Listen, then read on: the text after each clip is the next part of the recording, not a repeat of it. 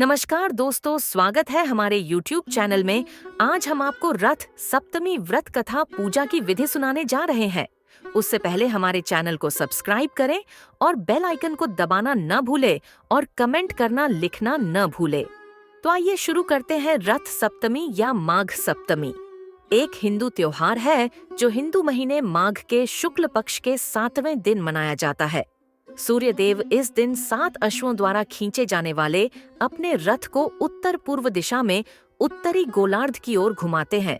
यह सूर्य के जन्म का भी प्रतीक है और इसलिए इसे सूर्य जयंती के रूप में भी मनाया जाता है। सूर्य जयंती या रथ सप्तमी के दिन आमतौर पर भगवान विष्णु की भी पूजा की जाती है। रथ सप्तमी का महत्व। रथ सप्तमी हिंदुओं द्वारा मनाया जाने वाला एक शुभ त्योहार है और यह भगवान सूर्य नारायण को समर्पित है। यह उस समय की शुरुआत है जब सूर्य अपने रथ द्वारा दक्षिण पूर्व से उत्तर पूर्व की ओर यात्रा करते हैं। रथ सप्तमी भी पूरे दक्षिण भारत में तापमान में क्रमिक वृद्धि का प्रतीक है और वसंत के आगमन की प्रतीक्षा करता है, जिसे बाद में चैत्र के महीने में उगादि या हिंदू चंद्र नव वर्ष के त्योहार द्वारा इंगित किया जाता है। सूर्य को एक महत्वपूर्ण देवता माना जाता है क्योंकि वे जीवन के स्रोत हैं, इसलिए उन्हें नौ ग्रहों के केंद्र में रखा गया है। वेदों में सूर्य और सभी 9 ग्रहों की विशेषताओं का स्पष्ट वर्णन किया गया है। रथ सप्तमी मौसम के वसंत में परिवर्तन और कटाई के मौसम की शुरुआत का भी प्रतीक है। ऐसा कहा जाता है कि इस दिन महर्षि कश्यप और उनकी पत्नी अदिति के यहाँ सूर्य का जन्म हुआ था। रथ सप्तमी कथा हिंदू पौराणिक कथाओं के अनुसार कंबोज साम्राज्य के राजा यशोवर्मा एक महान राजा थे, जिनके राज्य के लिए उत्तराधिकारी नहीं था। उन्होंने भगवान से कुछ विशेष प्रार्थना की और उन्हें एक पुत्र की प्राप्ति हुई। राजा की प्रतिज्ञा इतने पर ही समाप्त नहीं हुई, क्योंकि उसका पुत्र बहुत बीमार था।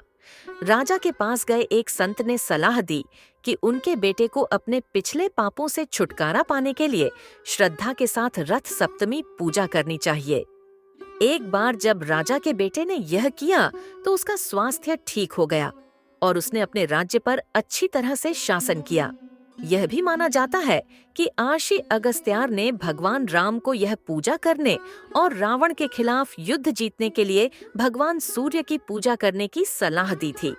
उन्होंने युद्ध से पहले भगवान राम को आदित्य हृदयम उपदेशम भी दिया था।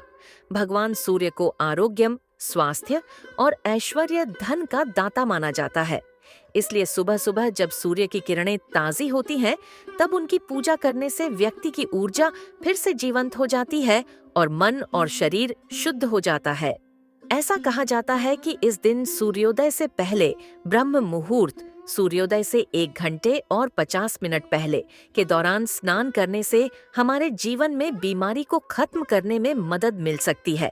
यह हमें किसी भी पापों या गलत कामों से शुद्ध कर सकता है जो हमने जाने या अनजाने में किए हों, न केवल इस जीवन से बल्कि हमारे पूरे जीवन काल से।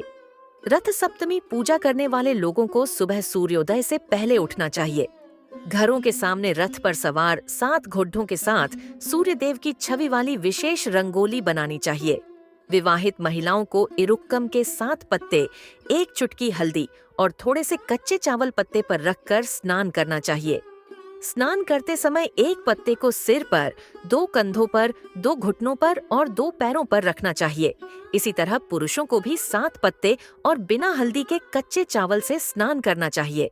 फिर आदित्य हृदयम, सूर्य अष्टकम और सूर्य शतकम का जाप करके भगवान सूर्य की रथ सप्तमी पूजा की जाती है। मीठा पोंगल और वडढा भगवान सूर्य को नैवेद्य के रूप में चढ़ाया जाता है। यदि आपको कथा पसंद आया हो तो ज़्यादा से ज़्यादा शेयर करें और ऐसी तरह आगे भी कथाएं सुनने के लिए हमारे चैनल को सब्सक्राइब करना न भूलें। धन्यवाद।